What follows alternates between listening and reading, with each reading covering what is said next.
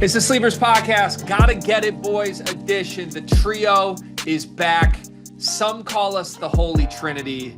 Most don't. Most call us Carter, Greg, and Riley. Riley Davis, I haven't potted with you since late June, I don't think. It's been Twinsky Incorporated for roughly 8 weeks. It's great to be back looking at your dimpled chin. And dare I say, you are honestly the tannest I've ever seen you. How are you, Riley? Thank you, Greg. I could almost shed a tear that the triplets are back. And just to be sure, you said this off air, but the bond, the Twinsky bond, is not forced at all, completely organic. But we're also happy to welcome in the triplet. And yeah, I've missed doing this. I've missed the three of us together. I feel like we're gonna pick right back up and get into a good rhythm. I kind of want to lead us off with some banter, and I'm going to ask you this. How do you feel about first day of school pictures? When your child is under a year and a half, not a fan, which applies to both of your sons who are currently taking pictures in empty backpacks, acting like it's their first day of 8th grade. But my son, it will be 2 in 20 days, Greg. He is over 1.5. He's at daycare, Riley. He's at daycare, and we are calling it school for the photo op, and that's perfectly okay. And I let Carter slide with it too, because it's very cute. It's very handsome. Dare I say, you should frame the pictures. But what we're not going to do is act like my 2.5-year-old daughter is educationally behind because she just goes to daycare instead of standing outside of her daycare with a backpack on that has nothing in it for pictures from her mom. Hey, wait a minute. My son had lunch in his backpack. We A had bottle? diapers in the backpack. Is he even eating solid foods yet? Yeah, Leon has what? been on solid food. Are you kidding me? He's on 17-ounce man cans, last I heard. That's to go along with food. My boy is 3 meals a day right now. Goodness gracious. I knew Leon was on solids. This is what you get from doing 5 podcasts in a row together. Speaking of solids, Riley, your football team got their ass solidly whooped, and then your point guard is now the owner of a Ben & Jerry's. Congratulations. Thank you. Thank you. Not to spoil it, but there will be a UNC football related topic later. But Caleb Williams hates Duke, though, so everything's okay. Yeah, Caleb Wilson is about to bring us back to the promised land. Wait, he hates Duke? Yeah. He hates Duke? Why wouldn't he? Wait, yeah, no, hold on. I just want to make sure I got this. The UNC player said he hates Duke? Yes, he did. Let's go! Come on! All right, you don't need to be flexing like Jeremy Fears after you convert a layup against a dummy. So, ooh, that didn't feel too good. I'm also proud of you for not bringing up that you're Puerto Rican after Greg said you're tan. It's evolution on the Sleepers Media Podcast. He's also not Puerto Rican. I am Puerto Rican. It's so fake. It's as fake as the school you're sending your child to. Wait, hold on. Next week for the triplet episode, my apologies. I'd like to request, and Sleepers will fund this, I need a 23andMe done for everyone on the panel. I got you. I just tell you mine. I know mine. I think you're wrong about yours, Greg. I'm Polish. That's it. You got something else. No. You do. Okay. I'm telling you right now, we're going to run a 23andMe on you. I'm going to get a blood sample this weekend because I'm going to see you, and then I'm going to send it to 23. Do you need blood to send to 23andMe? How do you plan on extracting blood from me this weekend? Stabbing you. Looking forward to it. If you're Polish, does that mean Waddell was originally Wadelski somewhere along the way? Wadelski. That would be fire. Yeah. Wadelski would be sick. Wait, can you go by Wadelski? You can call me Wadelski if you want. Let's go. I'm glad that you went back from Gregoritos Wadelkaraz to Greg Waddell, but I think it's time to switch it to Wadelski. What's the first name? If the last name's Wadelski, is it just Greg? Probably Grigor. Grigor Wadelski. That's solid. That would be the Grigor Wadelski is solid. Wait, but if you're Polish too, I think it could end with a Z. I think a ZA is the other thing because my mom's Polish, and her original name is Gretza. So Gregza. Gregza could also be, or Wadelza, or Wadelza could be a thing too. Mary Rose Gretza. Yep. Interesting.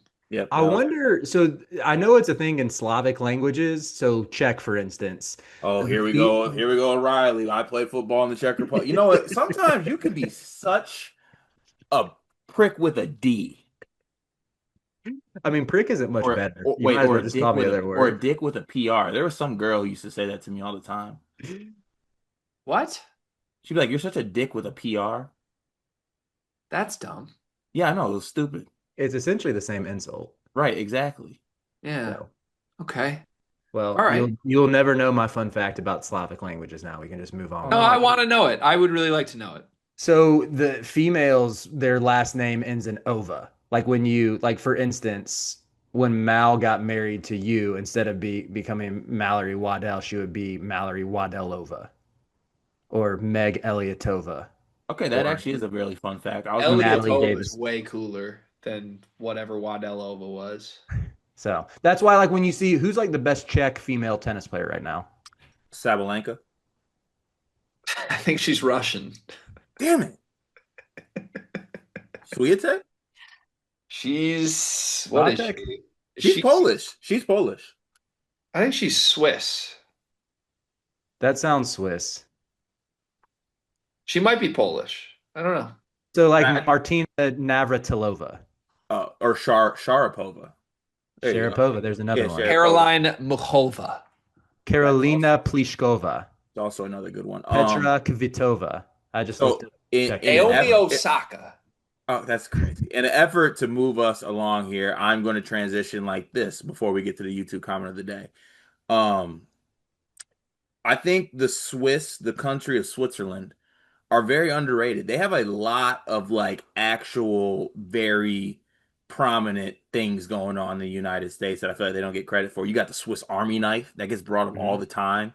Mhm. Riley, you strike me as a big Swiss cheese guy when you can't find fresh Munster, or Gorgonzola or something like that. Like I do like some I feel Swiss. like the country of Switzerland's very underrated.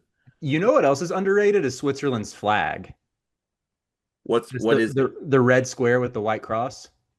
That is you being a cross fan minus You 9,000. would love white crosses.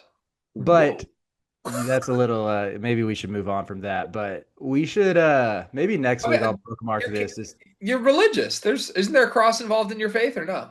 Yeah, there is, but I don't know. Sometimes your mind when you add the adjective white before it, sometimes your mind doesn't go to like the most wholesome of places. Oh, I Yeah, was true. well. My bad. I forgot you're not white. You're Puerto Rican. In my head, you're white and you like crosses. Do we get to the YouTube comment? Sure. Do you think your kids are learning about these things in school today? Mine did not know because Hmm. mine's in like I feel like Theo's like actually in like a classroom. Mine is in what is donned as the infant room. Like if you can't be in that room longer than 18 months. So every kid in that room is 18 months or less until you graduate from that room and you go to the toddler room. They Mhm. stuff them in the closet. I hope not. Yeah. Riley, what is the school set up for Theo on his first day here? He's in a class for kids between the ages of 1 and 2. So he like just missed the deadline to be in the twos class, but I think the bulk of his class is probably in like the year and a half range. From my understanding, after picking him up today, he played with a toy lawnmower for a large stretch of the time, played with a basketball for a large stretch of the time, played with a toy kitchen, and maybe had some snacks. Love that. Love So a he did good not learn about flags, unfortunately. But love a good Is toy this kit. what do we call? Is this preschool? Is this pre? What is this? they just call it preschool. So I don't know if there's going to be a curriculum down the road. Today was the first day. How many years of preschool is he doing? Like, is he I, going to first grade in year two? I think you do preschool until he's 4, so another 2 years of this, and then kindergarten when he's 5. Isn't that how this It works? just again, Google AI has lied to me a lot this week, but preschool programs typically serve children between the ages of 3 and 5. You guys, as kids, are not even 2 yet, talking about preschool. That's crazy to me. My Well, kid's maybe they're not in just preschool. You're at school though. He's in daycare. Okay. All right. mine is in preschool, but it's because he's academically advanced. Oh, whoa. Excuse our slow children, Riley. We Good. knew we were going to get there at some point. That's what I was really trying to do. Right. I understand. Puerto Rican, I use fancy cheeses. Your kids are stupid. To the YouTube comment of the Joke's day. on y'all, honestly, because while Theo and Leon are both in school right now, Banks is already teaching night classes at the university. So deal with that. He's a mental warfare magician. Yeah, I'm scared of him. Honestly, him growing up is one of like, how parents are always like, man, I can't wait to watch him grow up. I am in fear of Banks growing up and getting more advanced because he's already ready to take over the world. Yeah, thank you. Scary, scary kid, but man, I love him. Andy Hurler says Carter's hate for Purdue has driven him so hard to embrace ring culture. It's an ugly look. Listen, once again, you just don't get people don't get it. Like they think I do this as a hobby. It is my job every day to wake up and be the best version of the hater that I can be. And if I choose to hate you, I'm going to hate you with the utmost heart and respect that I can. So I will be driven to any lengths to hate if I need to do it. Thank you for coming to my Carter TED Talk. Hate will always prevail. Should we get to the Discord comments? Gregory, would you like me to handle them today or would you like to handle them? I'd love it if you handle them again. I'm gonna just let you do things again, which feels scary, but yeah, go ahead. Go ahead. All right, we are going to let's see here. We did your Serbian boiler yesterday. Oh, by the way, everyone join the Discord. Discord's an incredible place to be. $9.99 a month. Please join on your desktop to avoid any of those nasty, nasty Discord fees. We don't want you to be a part of that. We are going to start today with Oh, thank you, my Serbian. Your Serbian boiler has Sparty's turn for ranking least to most likely. We are going to start with this. Michigan State's team 3-point percentage jumps back up over 35%. Fears has double-digit assists in 8+ games. He only had one game like that last year. Michigan State has the best Ken Palm defensive rating in the Big Ten for the third straight season. Jackson Kohler takes a leap and averages a double-double this season. Michigan State covers the spread against three of their four marquee non-conference matchups: Arkansas, Duke, UNC, and Kentucky. So I need those ranked from least to most likely. My brain always thinks most to least likely. It's such a hurdle for me with these.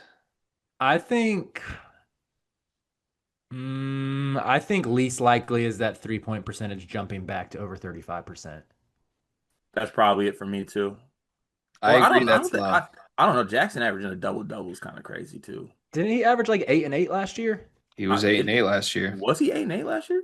Pretty sure. Or 8 and 7? It's something like that. And I know his offensive and defensive rebounding rates are really good. That I think the Fears and Kohler ones might be the two most likely.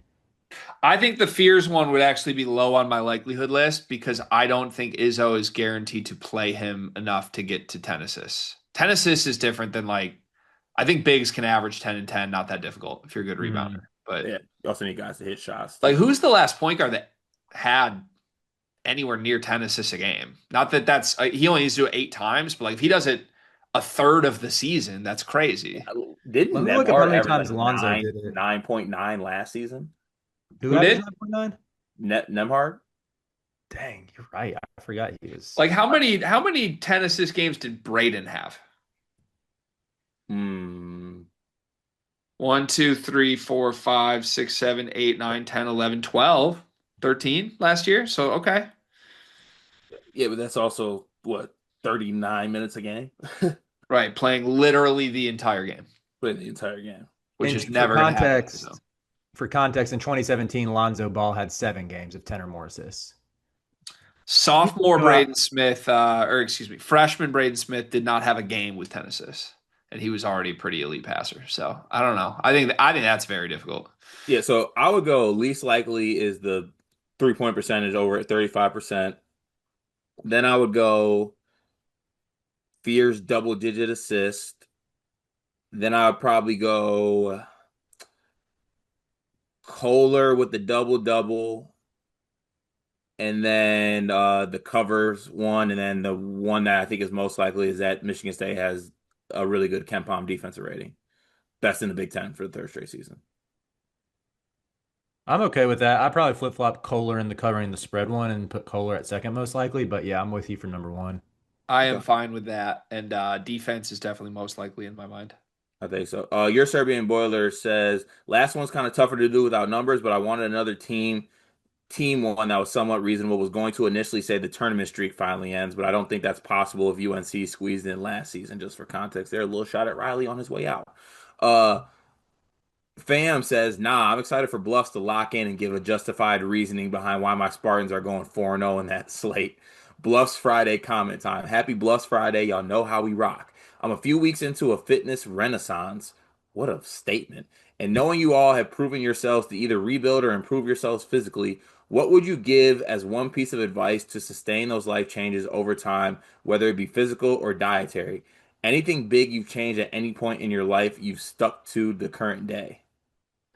Mine is all about like getting into a good routine and rhythm where I know at this time on whichever day is allotted to go to the gym, and I kind of change up my workout plan to keep it fun and interesting every so often.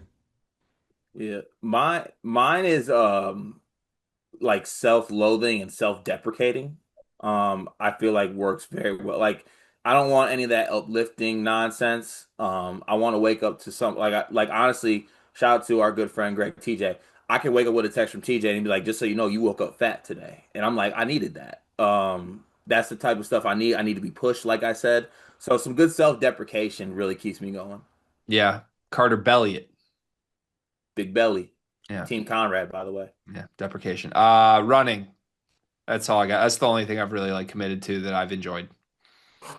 Have you, do you think you're going to take a step in your running? No. Like, do you think it'll ever get to a point where like you're signing up for like a half marathon or something? No. What about a 10K? Nope. 5K? I would do a 5K, but I still wouldn't enjoy it. I've done Does a couple Mal's 5Ks family that are do the fun. turkey trot? Mal's done them before. I've done a couple local 5Ks, like a 4th of July 5K. Yeah, to me, running is all about like kind of what Riley was saying, just like the commitment to yourself and that I don't enjoy the activity of it, but I think it's a workout every day that makes me feel like I actually like I'm putting work in and getting better and I've seen physical responses that I want from it too. But yeah, no, other than like go from running 2 miles to 3 miles, I don't think I'm going to have a big change in my running career. One day you'll, Gee, one day. I think you would be special in like race culture. Really? Yeah, like if you were signing up for 10Ks, working up to a half marathon, Oh. you and the bib, maybe some Oakleys. Are you trying to get me involved in race wars right now? Not what I was going for. We can move on. Craig is just coming back with a vengeance on this episode. I Maynard says, Happy Riley Fridays. Did you catch the latest Brotherhood podcast? Just No, Paulo I did giving a not. I can go ahead and masterclass. get ahead of What? that.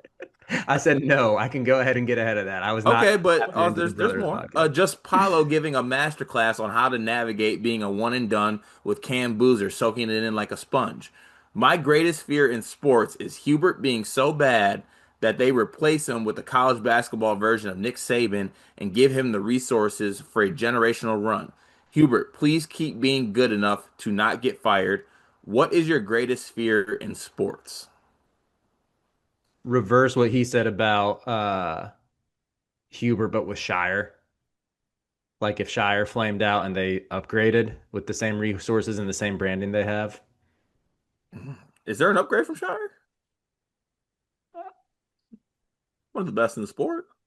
Yeah, but like okay, so here would be a theoretical.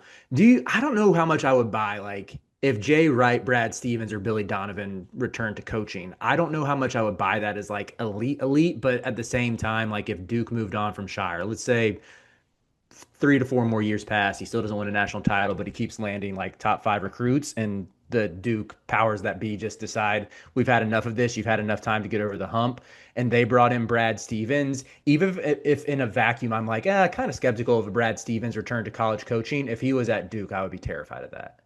I feel you. That's fair. Also, how long did Coach K, Riley, do you know, how long did he take to win his first title?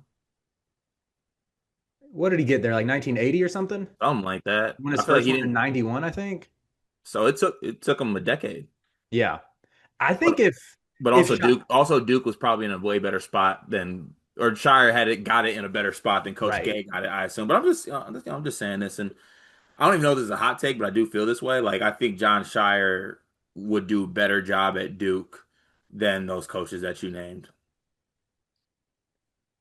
I see the rationale behind it, but I still think just like those names that still hold that legendary type association with them, if you gave them the Duke branding and the resources, to me that still is scarier than even though I do think Shire's probably a top 10, maybe even top five coach in the sport.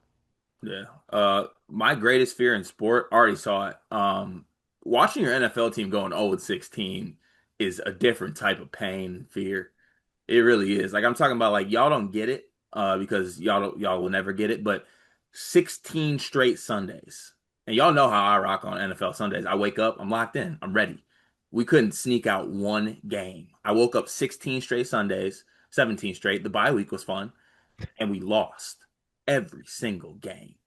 It was it was absolutely terrifying. Greg, do you have a greatest fear in sports? Yeah, I have two, Chetty Osman and Brenda Tracy. I put on a generational start to You this really episode. I don't are. know if anyone's realized I it. am. I am, and Okay. it's noted. Thank you. Jesse J, welcome Wait, I back. have a question for Riley real quick off the Duke stuff. I knew I would ask you this at some point. Didn't think it'd be this quickly, but just want to ask it. Is there any part of you that misses Coach K? Yeah, a little bit. I do. I think he was definitely more fun to hate and just like I mean, I miss Roy too. I would love to. You don't realize what's the Andy Bernard quote? I wish someone would tell you were in the good old days when you're actually in them. The lack of juice, and granted, this is primarily on Carolina for being mid three of the past 4 years. But yeah, I think the lack of vitriol just toward Coach K and his whole persona is a bit of a bummer. I still hate Duke. Like, don't get me wrong, I still get amped up to like watch Carolina play them, even though last year like was ended in misery three straight times. But yeah, it was fun. It was definitely fun to like get to go against him every year. I feel like it'd be way more fun to hate him. Like the Than part of the issue Shire. with Shire for me is like I don't find myself hating Duke because I just think he's a generally fine dude. Like I Yeah. liked watching him as a player and all those things, you know? If you went to a game in Cameron, you'd probably learn to hate the fans and the Probably. single entity that is Duke. But I understand the sentiment. Yeah. Okay. Thank you. You needed that. I needed that. Yeah. Respect. Jesse J says, in honor of the first Riley Friday back in the Discord and the coiner of sleepers, you have been awakened. I'd like to hit you with Ephesians 4:16. I'm sorry if I ruined that, Riley. Which employs the body as a metaphor for our relationships. When each part is working properly, when each part is working properly, makes the body grow so that it builds itself up in love. How have these likely or unlikely bonds you guys have built through sports enriched your lives? It's a Great deep question. question. Getting Yeah. deep. I don't know if I want to even respond to that because Greg's going to turn it around on me in the sake of for the sake of his generational performance. No, I'm not. I won't. I commit myself to giving a serious answer here. So how have these unlikely bonds that we formed through sports? I consider y'all two of my closest friends, and I think I can. It's like even before we start recording, most times we catch up on life and hear how each other is doing. I feel like we've gone to each other for advice, and it's just nice to have two guys who are same stage of life as me, same age, kids around the same age, who we can sort of like, I guess go through the highs and lows together. And when Goodman started a group chat with us and some others 4 years ago, I just didn't expect that to happen.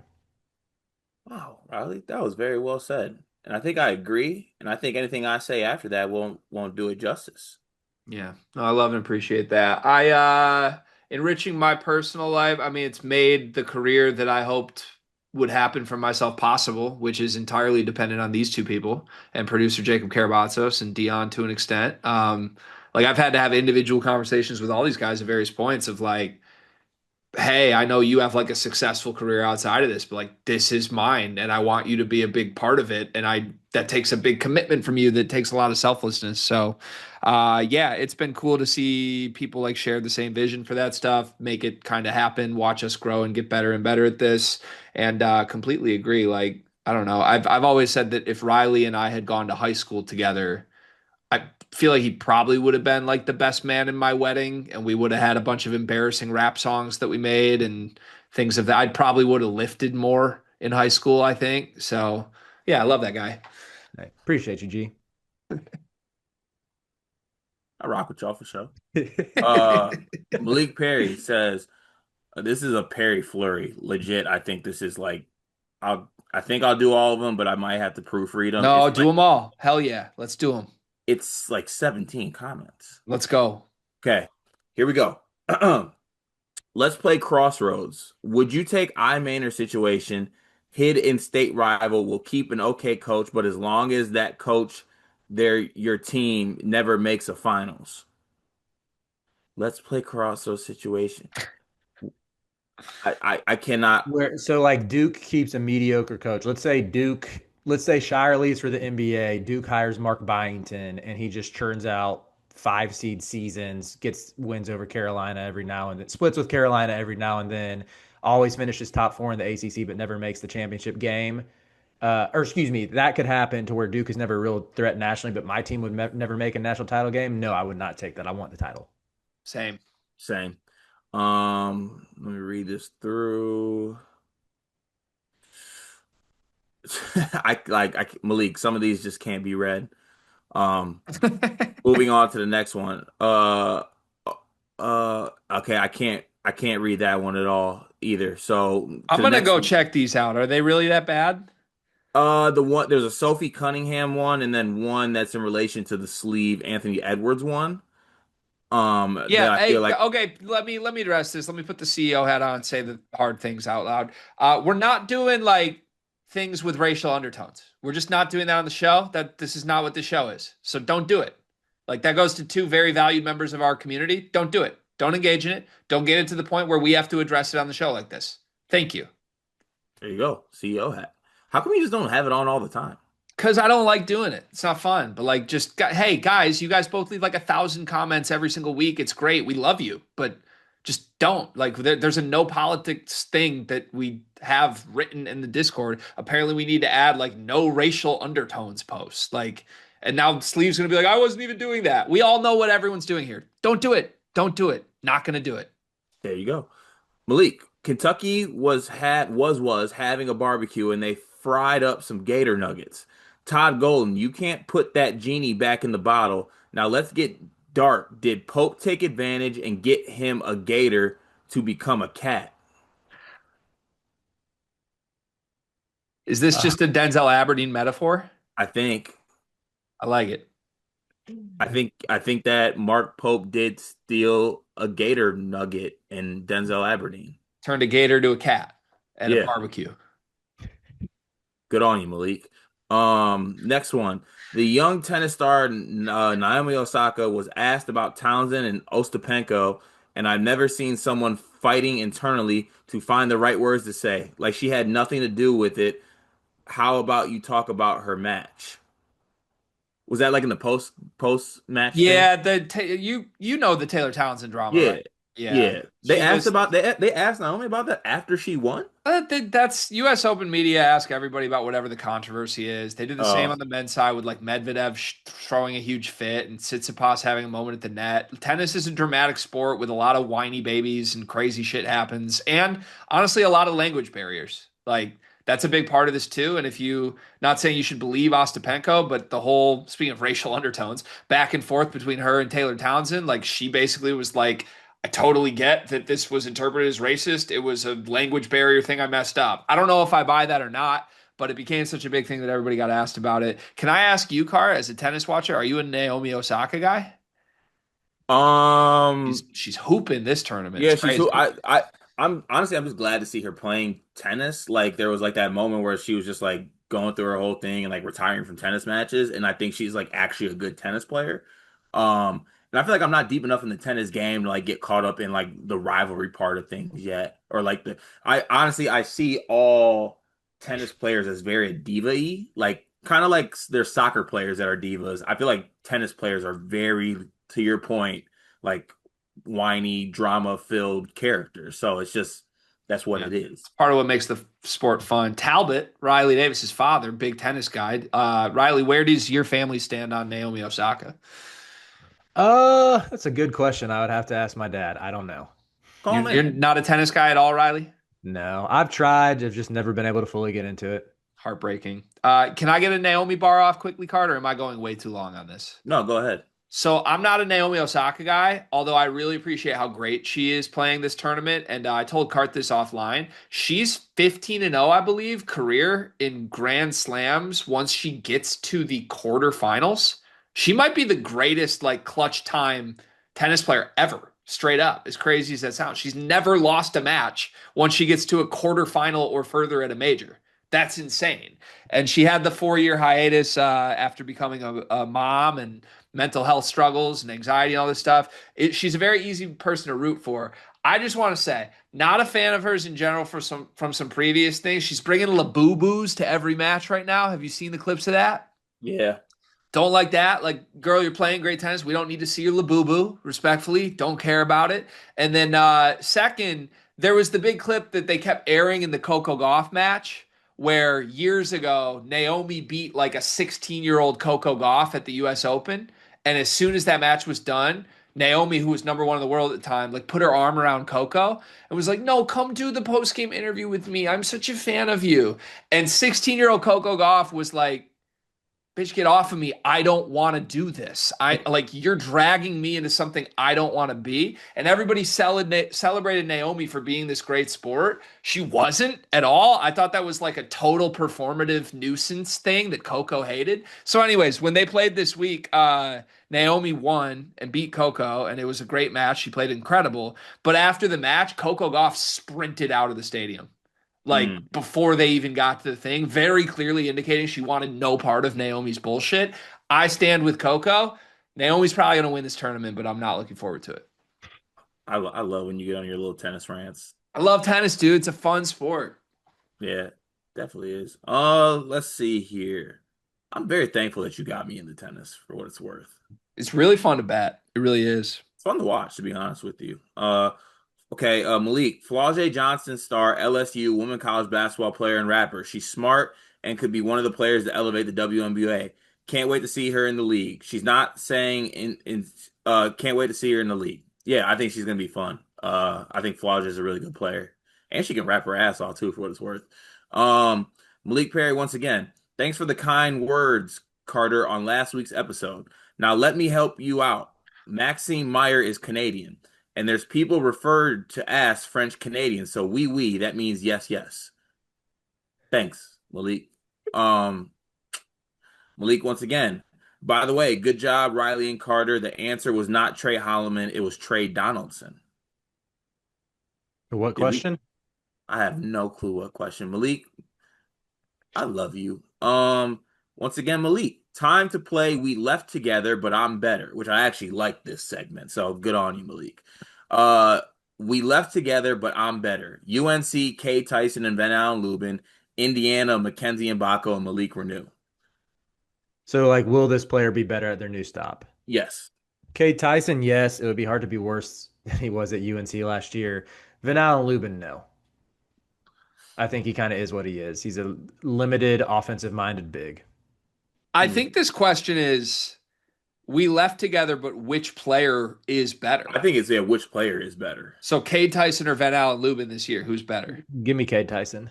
Whoa. That's surprising. I'm just really down on Lubin. Who was I talking to about this? It might have been a Riley Everyday video I have in the hopper. No, it was on our transfer video for NC State's class I did with J-Man. And people might think like, oh, you're mad he left you for your rival. No, I'm not. I'm mad because I had to watch him like fumble passes and be out of position on defense for 80% of last season. He was incredibly frustrating to watch. And I don't really buy him as much more than like a 15-minute a game guy for a good team. I think I'm torn, but Kay Tyson was just so bad that I can't buy in, even though I liked him in the transfer portal. So I'll say Van Allen Lubin, and then I'll say Mackenzie Mbako between him and Renew. Yeah, I'd say Mbako as well. Also my answer. Look at us. Triplets. You guys got a favorite out of Canelo and Crawford in the boxing match? No, I don't watch it. Don't care. Not boxing guys at all? Not at all. No. I got Canelo, and I'm going back and forth, but I think I'm gonna go Canelo.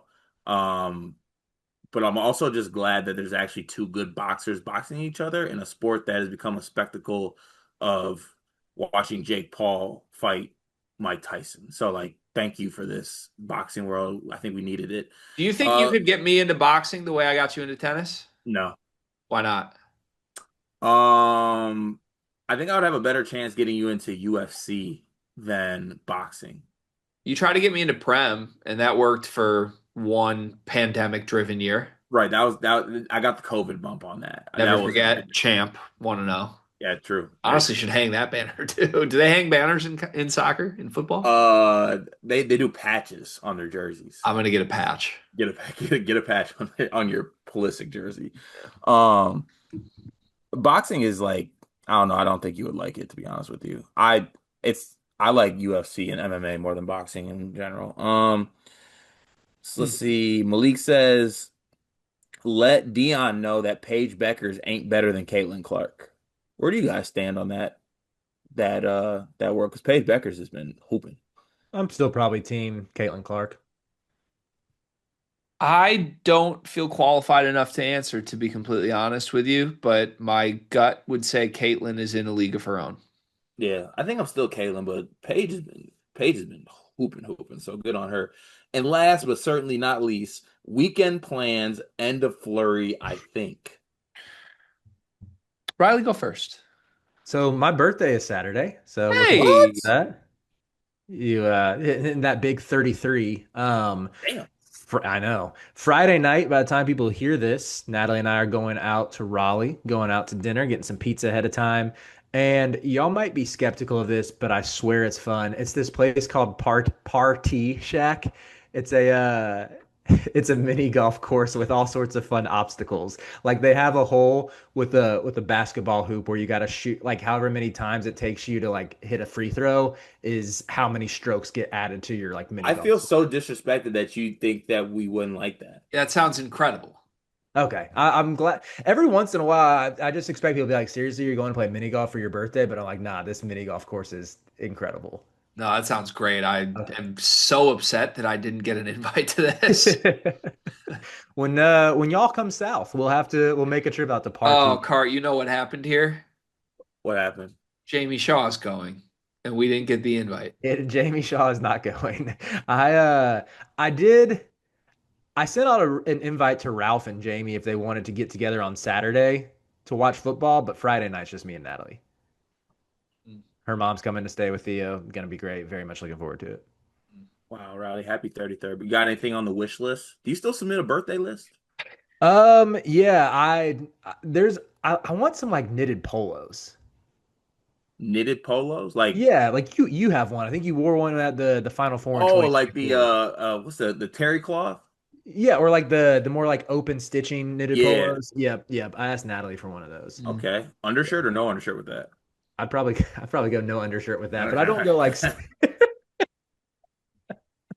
Boy, Theo about to get him a little brother. All right. My weekend plans. I'm meeting up with G on Saturday. oh, that's Oh, fun. your voice was so excited when you said that. That was cute. Because I am excited. I am too, Stink. Yeah. Yeah, me and G are gonna be in a golf outing. So I'm gonna be with Gregory. Hopefully watch some football. We're gonna be with Evan Meyer, voice of a goddess, and some guy named Sammy with an I. Sami is actually how you pronounce it. I was going to His hide that name from is you until we got pronounced there. Sami. It's Sami. Yeah, he Over rocks. here. So Sami's really fun. I haven't hung out with Sami in a couple of years. One of Evan's best friends from Grand Rapids, but he's a fun time. We've gone to like a couple Whitecaps games in Grand Rapids together and had great nights. So I'm looking forward to it. It should be fun. I think we're going to be horrible at the golf outing. That's my expectation. So we'll see how this goes. I think we're going to be there to celebrate Riley Davis's birthday from afar, and I'm looking forward to that. Wait, why are we gonna be bad? You've been locked in. I don't think Sami golfs.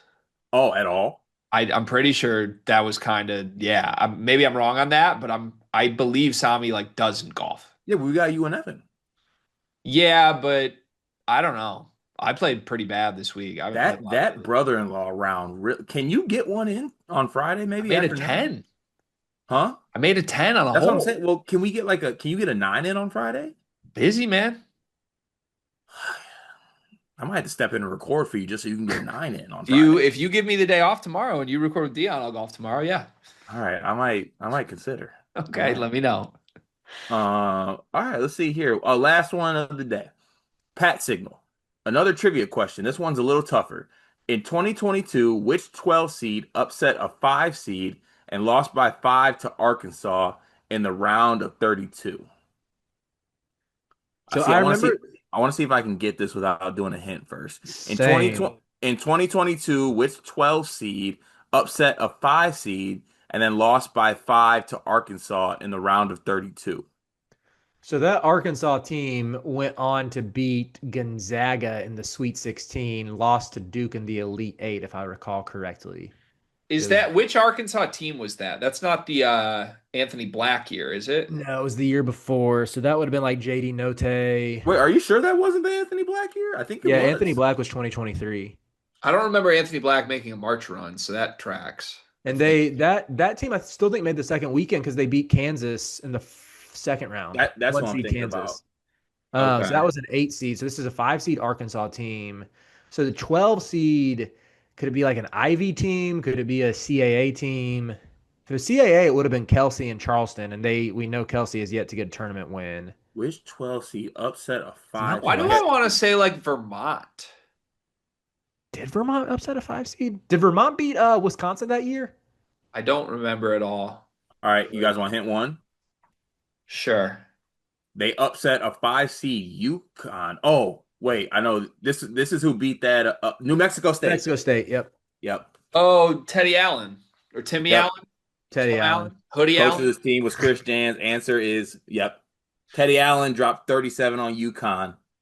That was a And we great. watched it with Rob Doster at the Philadelphia Bet Rivers Casino. Never again. It's a great weekend, man. They can never ever. We've been through some shit, Cart. We We really have. have, we truly have, and we're still here, still barely standing, barely breathing. Not to get in your boy band bag there, Riley. Can we get a word? Yeah, of course, I got you with the word. Today's reading comes from Psalm 139, verses 23 and 24. It says this: Search me, God, and know my heart. Test me and know my concerns. See if there's any offensive way in me. Lead me in the everlasting way. Just a reminder as you head into your weekend that I truly believe, this is just my belief. You might disagree, that's okay, but that accurate self knowledge is impossible without beginning with the Lord. So, if you want to grow, if you want to better yourself, I think it starts with coming to God. So, sleepers, you have been awakened. Thank you. Dare I say, Riley, I don't mean this in a disrespectful way by any means. I think you're getting better at this. I mean, we're running on a year and a half of doing these. You would think I have to sharpen my game along the way. That So, that little touch you added there of like just for me, just speaking for me. Like I don't that got me like listening a little more. I like the way you hey, delivered that. appreciate that. Thank you. Yeah. Also, that felt directly intended for us. If you have any offensive way about you, we have so many offensive ways about us, Cart. Mm. In some circles, I am referred to as big offensive. Yeah. Not to get too much on a spiritual tangent, but we all do. So, Well, now I want to get further down this tangent. I mean, I think it's just important to remember we all have brokenness, we all have flaws, we all sin. And it's like a call to constantly be asking the Lord to reveal that in us because a lot of times we have blinders on where we can't see it within ourselves. All right, you got a little bit too much dip on your chip. All right, You're so deep in your bag. don't put that on me. Don't put that on me. I ain't sinned in um honestly, I think going on a week. Going on a week. You haven't sinned in a week? Yeah. I'd love to unpack that, but I don't think we have the time. One more spiritual question for Riley Davis. When you pray, are you a interlocked hands guy or are you a stiff hands guy? Let's see. When I pray, a lot of times I pray when I walk and I'm like pushing a stroller or got a hand on a leash. Like I think that's when I can have a little peace and quiet and get some of my best prayer time. Let's say you're like knees down in a spiritual room intended for prayer. Are you I'm def interlocked fingers or are you more interlocked, yeah. Sometimes I like to do the open hands though. Mm. I honestly praying with your palms up feels great. Open hands, yeah. Open hands might be my favorite posture for Wait, prayer. so do you pray if you're walking and you have stroller and dog, do you keep your eyes open? Hmm. Oh, Yeah. I always close No, my eyes when I pray. I just pray as I walk. For some reason, it helps me when I'm doing something active, Okay. interlocked fingers over stiff hands? for Lord sure. knower. Lord Noah right here for sure. Let's get on to the show. Let's do it. First topic today, Riley Davis. It's been far too long since I've said those words to you. What do we have? Yeah, so for this one, we'll be looking at Jeff Borzello's updated top 25. He posted this 2 days ago.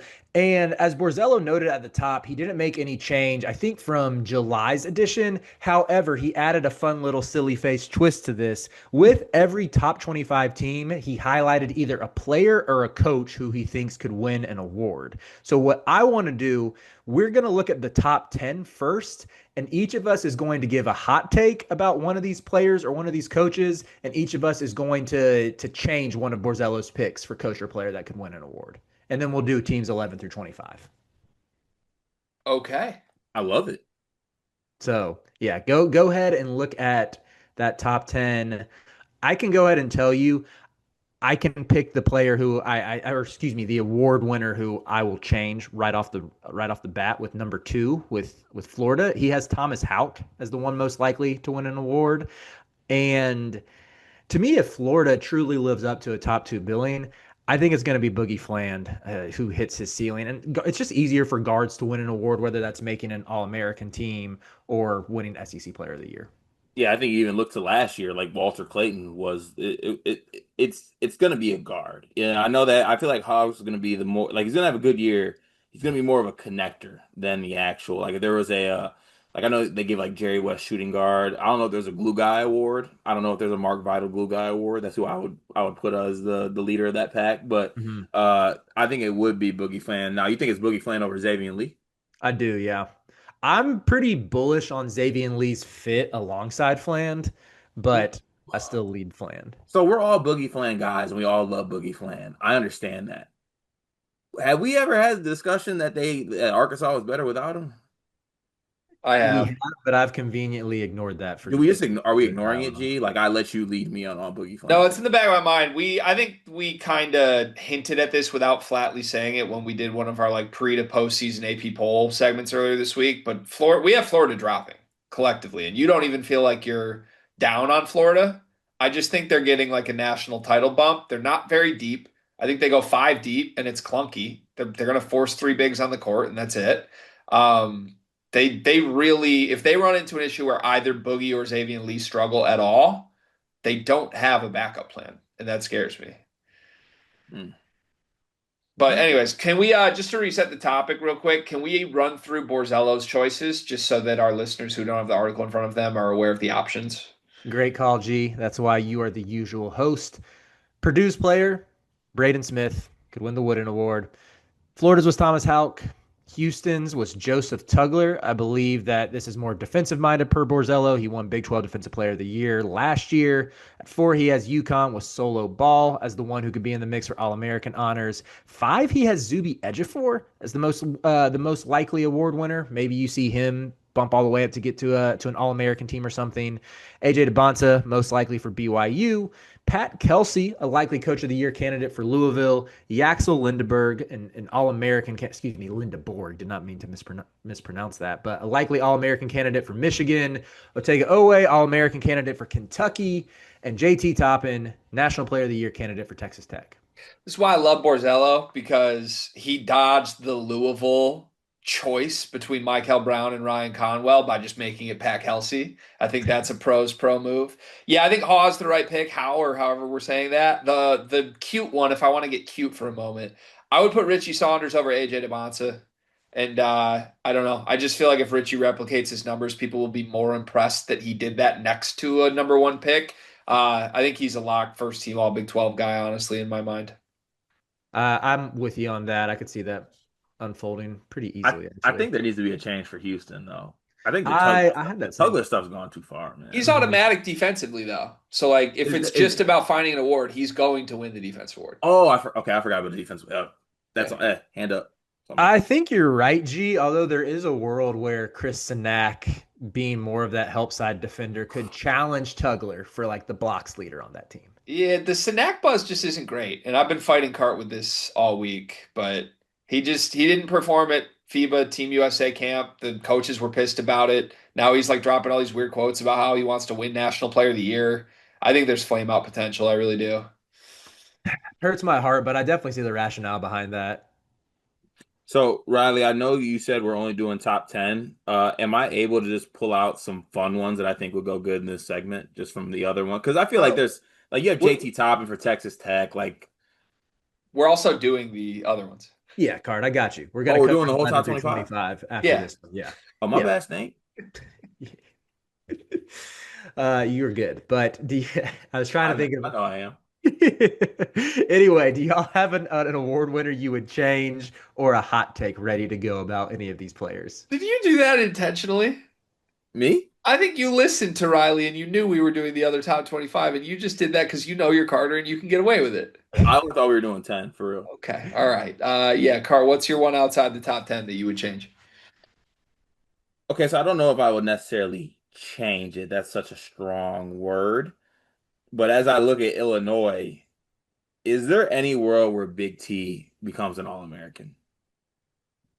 The center position is very bare. And There is. he picked Brad Underwood. Like I feel like that wouldn't be I don't know, like I feel like on my list of three, I think I would do Brad Underwood as like the third winning coach of the year. Is that what I'm assuming he thinks he's gonna win? Yeah, I think there is. I think Big T is in the mix for best center in the country for sure. So to me, that's Borzello indicating that he's not a huge Illinois believer if he's not going to pick a player out.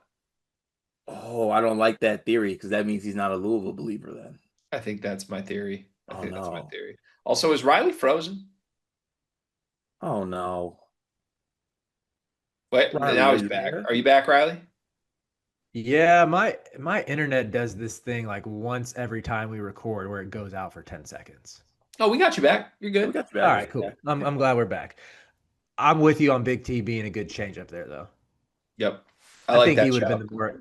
the more obvious choice than Underwood, but I don't want to disrespect my guy Jeff Borzello. Can I keep going in my change back here? Sure. Sure, please do, Cart. Jackson McAndrew as a pick for Creighton's crazy. Yeah, I kind of thought that too. Borzello's rationale behind it was good. He just said like it's more fun to buy a breakout player, but yes, who would you change it to? It's so funny knowing Borzello because I know this little dickhead got to the 20s and he just got cute.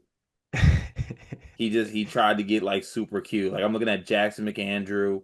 Yeah. Um, I can't believe he didn't pick Darion Williams for NC State either. Honestly, by the time he got to 20, the strawberry lime margaritas were probably hitting, and he was just like, Yeah, I'm or gonna miss the end of happy hour. So yeah, I uh understand it. yeah, I Nate Ament for Tennessee pisses me off. There's no world where Nate Ament wins freshman awards over any of the big three. Jacoby Gillespie sitting right there. He might have prolific numbers. We talked about it on our transfer video, Riley with Tennessee. So Mhm. I would change that. My last one I want to shout is a little bit of a cutesy one. Taman Lipsey's his pick for Iowa State. Hear me out. If Iowa State's good this year, it's all on odds. It's the same guys that last year underachieved a little bit. Taman Lipsey's not going to magically go from 10 points a game to 18 points a game in his final year. Like, Otts could be a sneaky coach of the year candidate if you think they end up a top 10 team. I That's a like good that. one for sure. If I have if he is coach of the year, you think he jumps to another job? He should after how last year went at Iowa Yeah, State. Yeah. I have a couple hot takes. Please. get So hot. my first looking at Kentucky. Otega is Otega, correct? This is what we have heard. My hot take is by mid-February, Otega is taking a back seat to Denzel Aberdeen. And align Woo! with I know that doesn't align with what we get out of our friends over at KSR and their practice reports. But I just want to get a little spicy. Otega has been Otega. Meanwhile, Aberdeen still has another level to ascend. So give me Aberdeen being the leading scorer on this So team. you went there, but I didn't know you were going to go there. Sometimes you got to get a Average. little So hot. it could be acquaintance. It couldn't be like a Jalen Lowe finds it. I don't know, a Yelovich out of nowhere. Not a low guy. Love Yelovich and love Quaintance, but it's a guard's game, Cart. It's a guard's game. Riley, how good would a Kentucky team led in scoring by Denzel Aberdeen be? I mean, I didn't specify what the points per game was. If Aberdeen averages 15 and OA averages 14 and Quaintance averages 12 and Low averages 10, they're going to be pretty good. So you think they could still be good if Denzel Aberdeen is their leading scorer? Yeah, I do. because they could have balance. Look, I'm going to tell you what's our bit. Mark Pope's scheme, Mark Pope's system. What do Kentucky fans love saying in our comments in every single video? Pope plays a bunch of guys 20 to 25 minutes. That's intention. Like they're going to have that balance. This is what they want. This is what they've been led to believe is the way to the promised land anyway. I'm just saying that Aberdeen is the one who becomes the guy they lean on in the clutch. This is also supposed to be a hot take. It's I, hot. Actually, get a hot it's take. hot. I'm sweating. I'm processing. That's all it is. That's all this is right here. I'm processing. I like where you went. I like how hot you got. I will say that. Um, the hotter. Actually, no. I was gonna try to out hot you, but I don't really feel like doing it. But did any of you blink at all at possibly, just possibly, somebody wants to get really cute and actually vote TKR as the National Player of the Year? No. Are Greg? Can you promise me that won't happen? Are you doing me? Are you just playing host for a second? Because if I hit you with that prompt, you would like swear at me. Like, do you seriously want to discuss TKR being the National Player of the Year? No, I want someone to tell me it won't happen. It's not going to happen. Thank you. Yeah. That's it. That's all I want out of that. Riley, any thoughts on that? I mean, maybe there will be some writer who tries to get cutesy and make that push, make that agenda, but I've been saying it's a guards game, Cart. It's a guards game. It's gonna be a fire short when Greg Doyle does that. Yeah, that does seem like something Greg with 3 Gs would do. I got 2 more hot takes I want to get off though. Fire. All right, Tahad Pettiford, he is the most likely award winner. Poor Borzello with number 14 Auburn. I just think my hot take here is like he doesn't take the leap we expect. He's a little more erratic. He does what that Auburn team, excuse me, what Auburn guards tend to do and gives into the voices inside his head that leads to some ill-advised shot. Maybe he ends up scoring 12 to 13 a game instead of 17 or 18.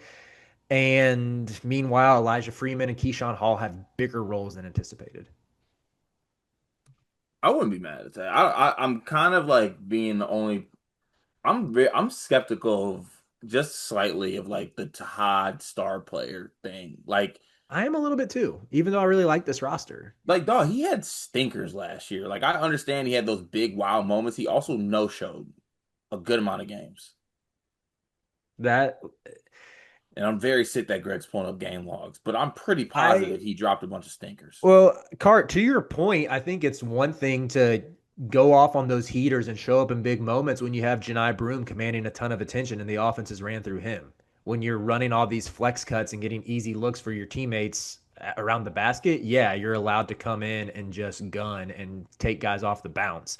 Like I do think there's a chance that if Pettiford is leaned on, which I'm sure he will be as that number one option, some expectations might underwhelm a little bit.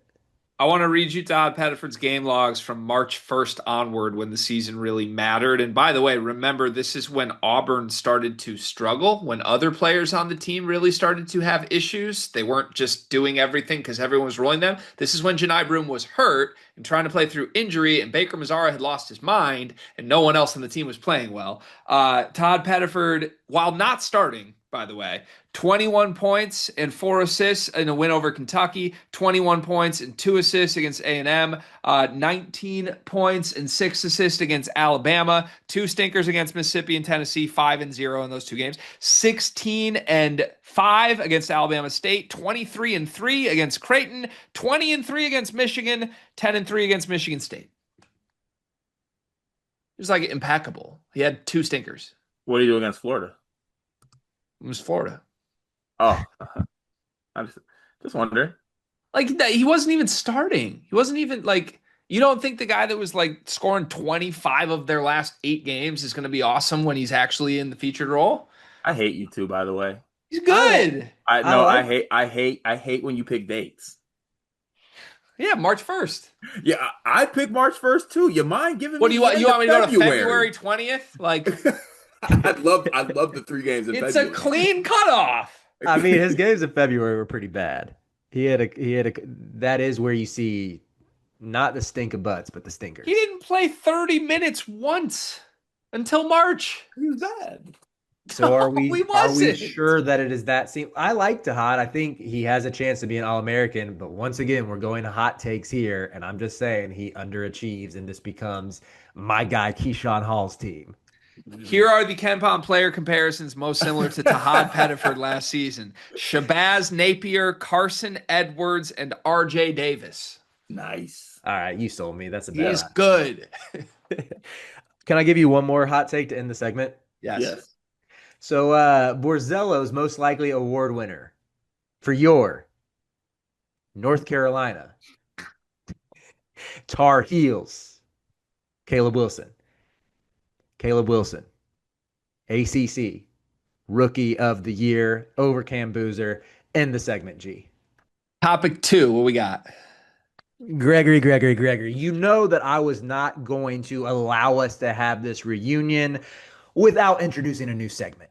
And this is a segment I like to call football or basketball, where we're going to look at some of our favorite teams and say, will their fans be more pleased with their football season or their basketball season? I'm in. I love this.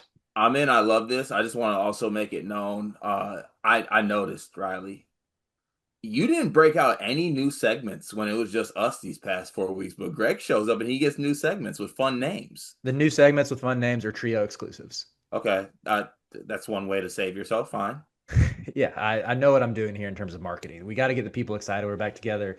Football or basketball, let's kick it off in your league. Talk some Big Ten teams. Michigan. You got Bryce Underwood looking really good. But we got a ton of hype in the basketball program still. Will the fans be more, what's the word I'm looking for? Satisfied with their football season or their basketball season? So this is all just strictly fan satisfaction. That's what we're Correct. after. Like end of the season, poll the fans which one gets a better grade. Yep. So that's going to come into like psychology of fan bases, I think, too. Like Right. less objective about how the season goes. Michigan football fans are crazier than Michigan basketball fans. It's a lot easier for Michigan basketball to get a high approval rating. So I think Michigan basketball is the easy answer there. So let me pose a follow-up hypothetical there. Let's say Michigan is like a 7 seed in the playoffs. Let's say they win one game, losing the next round. Michigan basketball, on the other hand, flames out in the Sweet 16. Like both relatively successful seasons for any normal program, but the expectations are probably higher for both.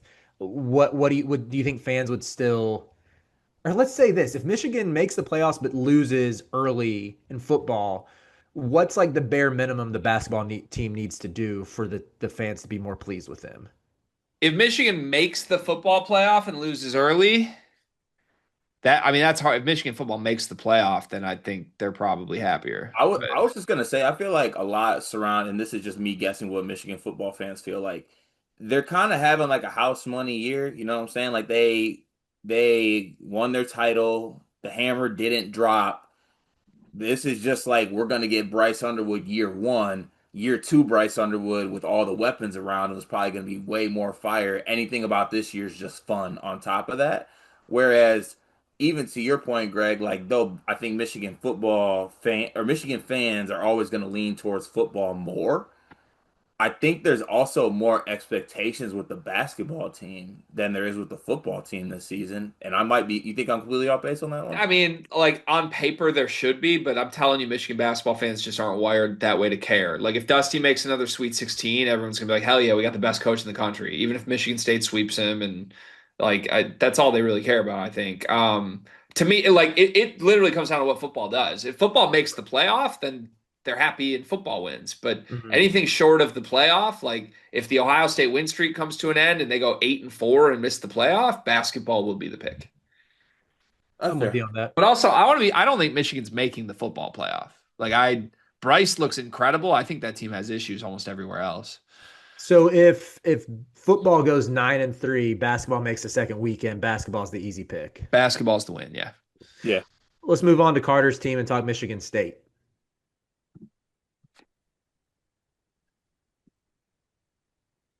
So I just want to make sure I get this right because I'm me. I think there's definitely expectations with the football team this year. there's also expectations coming off a Big Ten championship, I think, with this basketball team and Spartan fans. Um, if the football team flames out like they did last year, I think there will be a lot of pressure on the basketball team to be better. Mm-hmm. So I think I'm gonna say basketball. So let's say I'll give you the same type of question. Let's say Michigan State football goes 6-6, 7-5, somewhere in that range. Mhm. You think basketball fans will be satisfied with just making the tournament with this bunch, or how many games do they need to win? Do they need to get to the second weekend, or if they get to the round of 32 and let's say beat Michigan once in the regular season, is that still the easy choice? Uh, they gotta be like there's gotta be like something they're playing. You know what I'm saying? Mhm. Like I'm not saying they gotta like win the Big Ten or anything like that, but they gotta be like in the running. You gotta make the tournament at minimum. And then if honestly I feel like Michigan State fans, you make a Sweet 16, they would feel fine with it. Yeah, Can you're I give golden. you? I think this is obviously basketball because Tom Izzo's a good coach, and to me, Jonathan Smith just isn't. It's gonna shock me if the fan base is happy with him at the end of the season. But like, the only way I can see the answer being football at the end of the year is if Jonathan Smith goes like 8-4, like exceeds expectations by even more than just a 7-5 year. 8-4 with like a big upset win somewhere. Doesn't even have to be Michigan, but big upset win against a good team. Aiden Childs and Nick Marsh are awesome. You end the year, everyone calls that an A, good season. Make a bowl game, maybe win the bowl game, go 9-4. Then you need the Tom Izzo year to pair with that. That was the AJ Hogarth era. Because if Tom Izzo just makes a Sweet 16, finishes top four of the Big Ten, even if football has a great year, I think Michigan State fans are going to be more satisfied with basketball, similarly to how Michigan football are. Yeah. So to me, you would simultaneously need Izzo to flop, have his worst type season he has had, while Jonathan Smith goes 9-4, and I wouldn't bet on either of those happening. Mhm. Fair. Let's stay in the league and hit two more. We can go a little quicker on these, but Illinois and Indiana. Illinois is a tough one Yeah. because they want to be more satisfied with basketball, but I think it's going to be football. I'm I kind of think I go football too with Illinois, but they'll never admit that. They'll never say that. What about IU? I s- I'm a Mendoza guy, so I'll go with football. I think they like Cincinnati, but also at the same thing. What they say about Indiana it just means more there. Like if DeVries takes them back to the tournament and they win a game, like they'll take that over Cincinnati flaming out. And the thing with DeVries right now is he weirdly has job security Hmm. because they hated Mike Woodson so much that DeVries just showing up and like being an agreeable person is going to be like, oh, we had a 500 year. That's fine. We'll be great next year. Right. So, The talk of DeVries right now is that he showed up to like a Bloomington like fan store and actually like showed up and like shook people's hands and they're up in arms. and So hot Not like in a good way. it's like all he has to do is make the tournament and they're happy. I think he just has to ecstatic. He show gets a up. Okay. statue. And hot take that I was hoping I would never have to say on the channel, but Riley Davis just plucked it out of me with a great topic. Damn it, Riley Davis. Uh Signetti's going to crash back to earth this year. Come on. Ooh. Thank you for joining. Okay, so Indiana basketball. Let's go rapid fire through some SEC teams before we close with my team. Alabama football or basketball? Basketball. Basketball Basketball. for me too. Auburn Basketball. football or Unless their basketball? coach assists in covering up a murder, then we'd Jeez, probably go back to Craig. football. All right, Auburn. I think football for Auburn. Jackson Arnold looks good. I'm with I, you. I like what I see out of Jackson Arnold. right. And I mean, I don't know if y'all saw that Norlander clip, but like, dog, Bruce Pearl is going to be a politician Yeah. in the next 3 months. It's such a weird time in sports, dude. All these coaches are just hitting the podium. Like, I don't want to coach. It's not Yeah. fun. Like, okay. Probably 2 weeks away from Belichick saying that, but we're not on him just yet. Tennessee football or basketball? Give me basketball. I think Gillespie's going to be good for them. I do as well. I think Joey Aguilar comes down to earth pretty quickly at some point in SEC play. The interceptions are going to show up.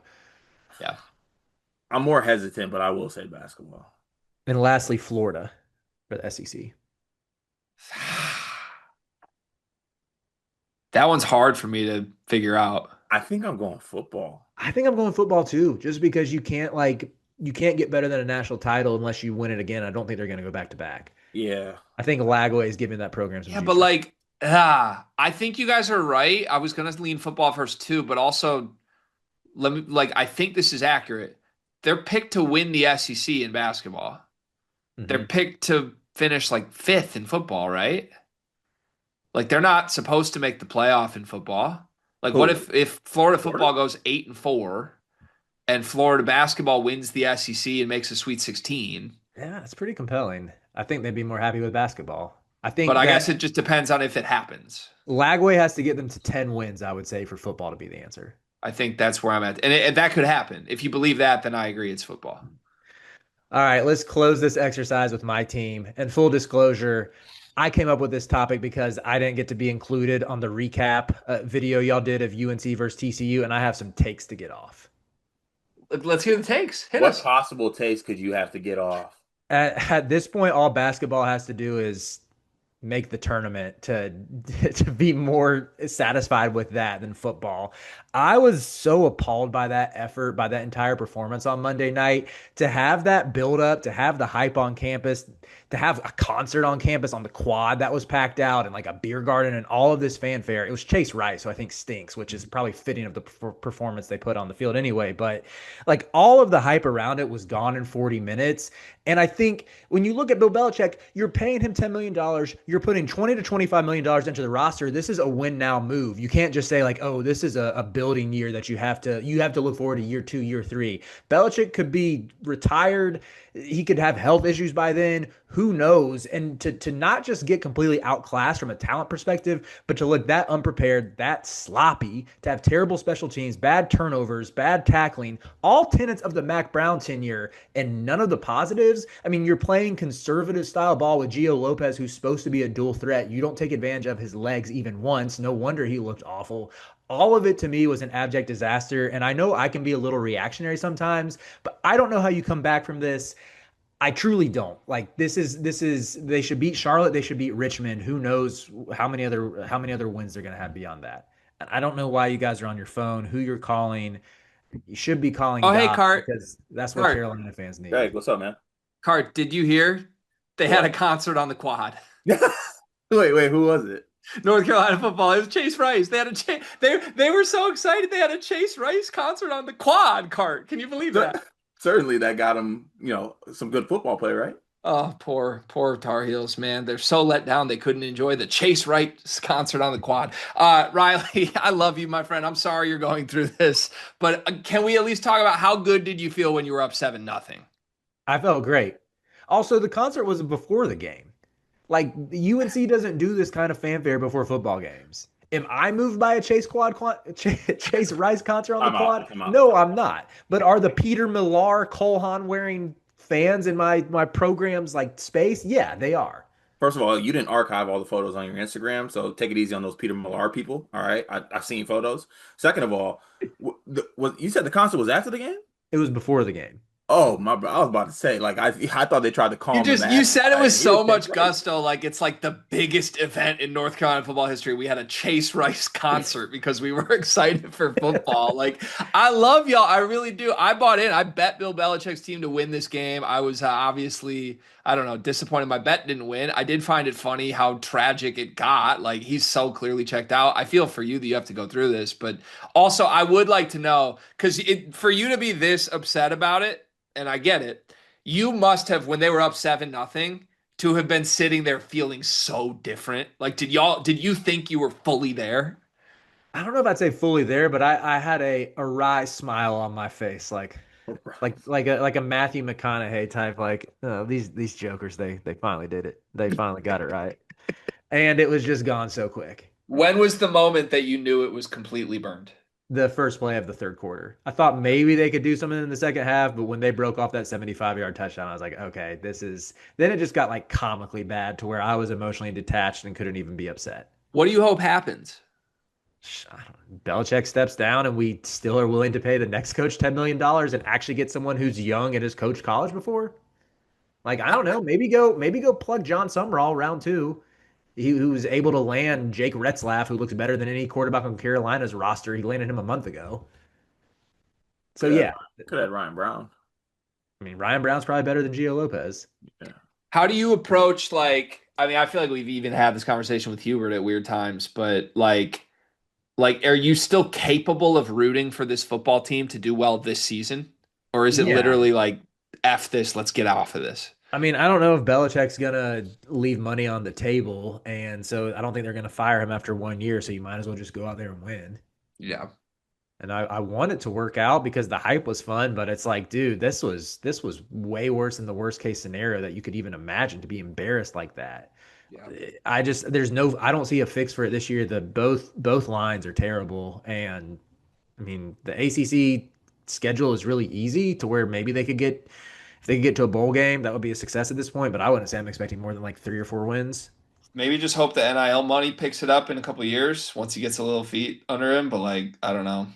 Uh, how many years does he have to get his feet under him? He's 73. Right. I know.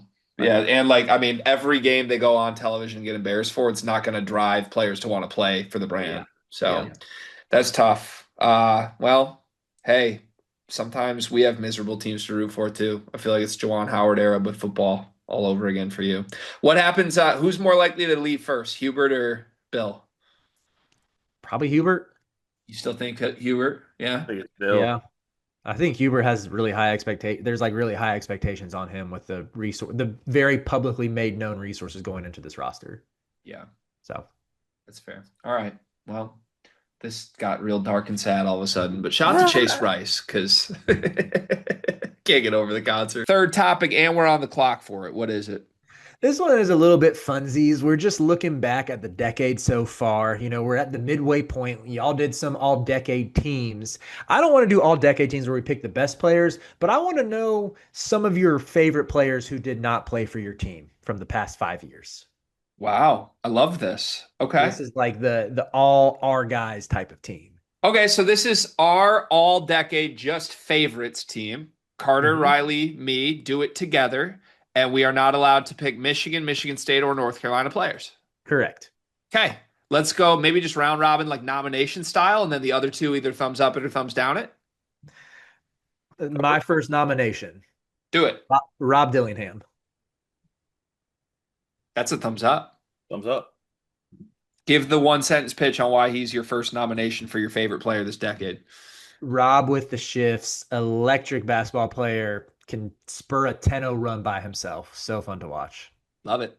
All right, Good. Cart, you can go next. Good do him offense. Sean McNeil. Fine.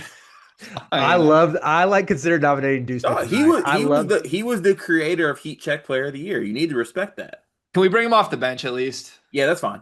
Let's Okay. put Sean McNeil in there. I love that McBride McNeil backcourt. He's on the bench. That's fine. Victor Oladipo.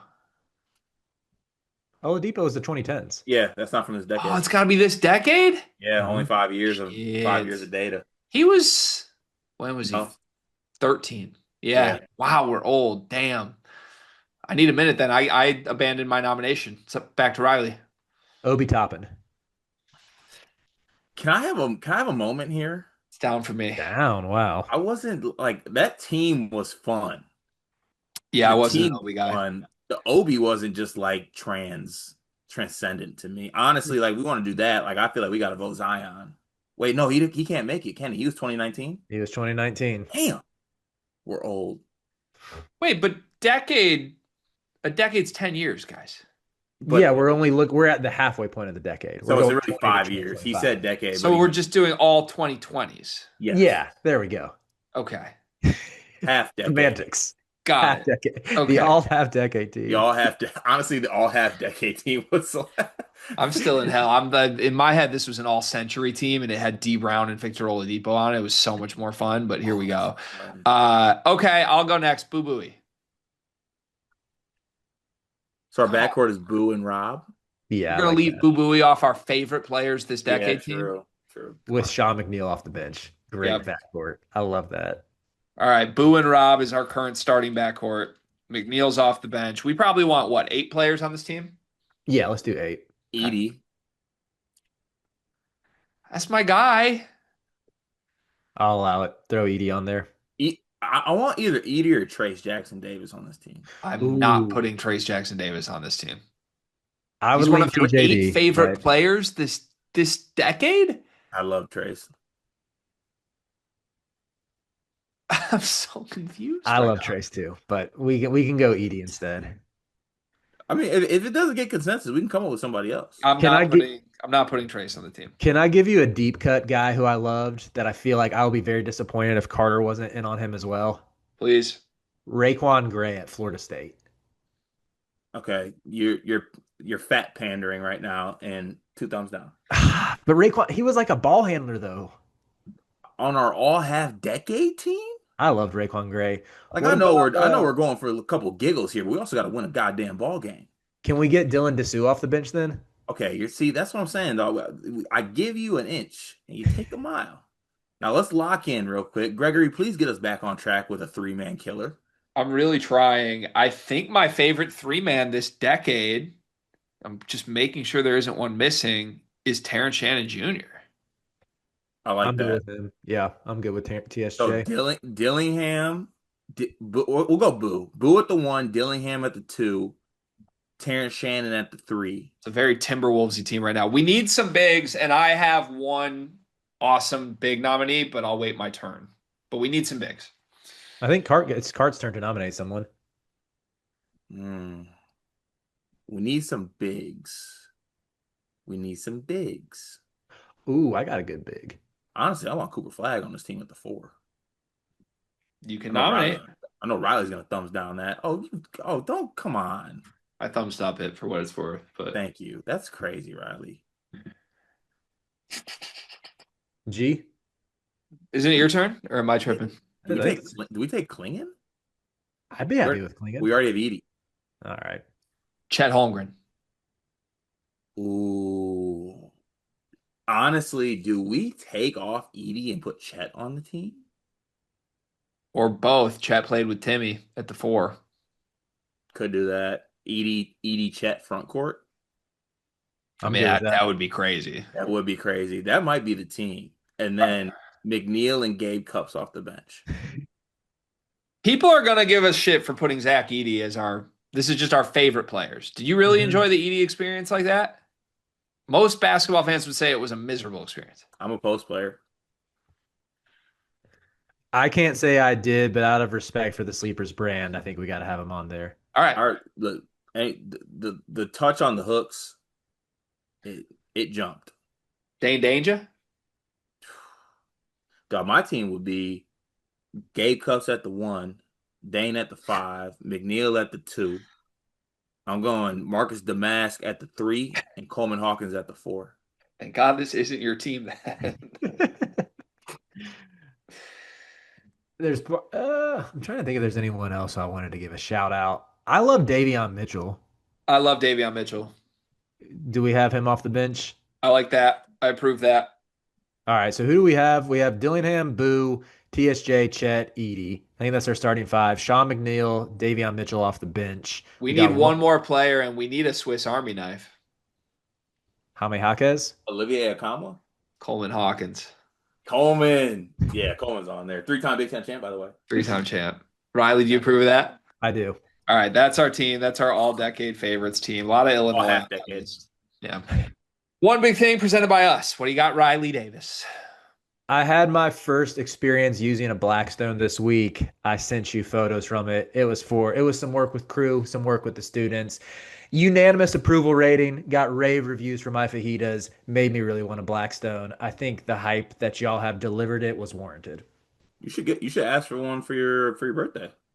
Might be a Christmas gift, but All right, yes. you could send him some seasoning for his birthday. Yeah, I was gonna say, Riley, do you know you can use that? I know you do it on the grill, but like it's fine to use seasoning on the Blackstone too.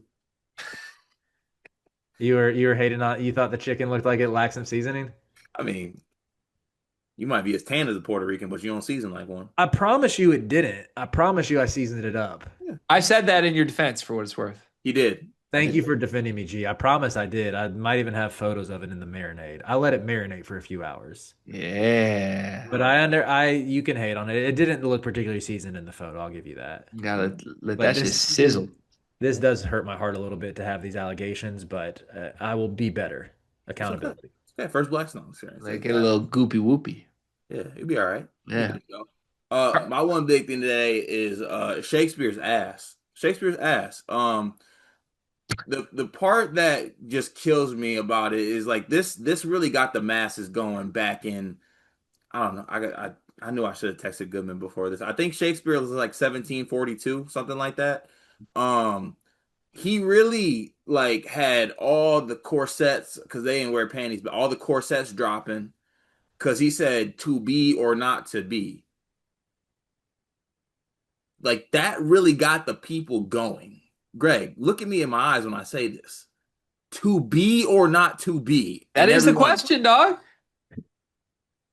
That is the question. He's overrated. It's a bar. Who's a greater wordsmith, Lil Baby or Shakespeare? Easily a little baby. Riley, any thoughts? Shakespeare. I'm a Shakespeare guy. 1500s, by the way, not 1700s. You're a Shakespeare guy. I love Shakespeare. What's your favorite Shakespeare line? Let's see. Probably To go or not to go? he has some good lines about pestilence and his let's see his I'm not good at thinking on my feet. Let's just move on to G.